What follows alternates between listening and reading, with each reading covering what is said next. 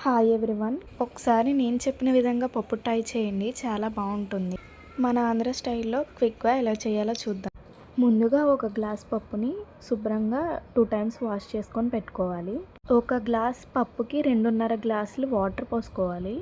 నాకు టైం లేదు కాబట్టి నేను నానబెట్టుకోవట్లేదు, మీకు టైం ఉంటే పప్పుని నానబెట్టుకోవచ్చు. పప్పులో మనం 4 పెద్ద సైజ్ టమాటాలు, ఒక పెద్ద సైజ్ ఉల్లిపాయ కట్ చేసుకొని వేసుకోవాలి. చిన్న నిమ్మకాయ సైజ్ అంతా చింతపండు కూడా వేసుకోవాలి. పసుపు, టేస్ట్కి సరిపడా సాల్ట్, కారం కూడా మనం ఇందులోనే యాడ్ చేసుకోవాలి. చాలామందికి ఉండే డౌట్ ఏంటంటే పులుపు, ఉప్పు, కారం వేస్తే పప్పు ఉడకదు అని. అలా ఏమి ఉండదండి. ఇది కుక్కర్లో కాబట్టి ఒక 2 విజిల్స్ ఎక్స్ట్రా రానిస్తే సరిపోతుంది. అండ్ పచ్చిమిరకాయలు కూడా వేసుకొని లాస్ట్కి కొంచెం ఒక టీ స్పూన్ అంత ఆయిల్ వేస్తే విజిల్స్ పొంగకుండా ఉంటాయి.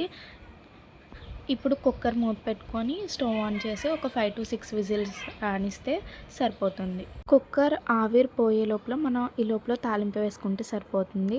నూనె బాగా హీట్ అయిన తర్వాత చిటికెడు ఇంగువ వేసి వేగనివ్వాలి. వేగనిచ్చిన తర్వాత జీలకర్ర, కరివేపాకు, తాలింపు దినుసులు, ఎండుమిరగాయలు, వెల్లుల్లిపాయలు వేసి తాలింపు బాగా వేగిన తర్వాత మనం ముందుగానే ఉడికించి పెట్టుకుని పప్పు తెర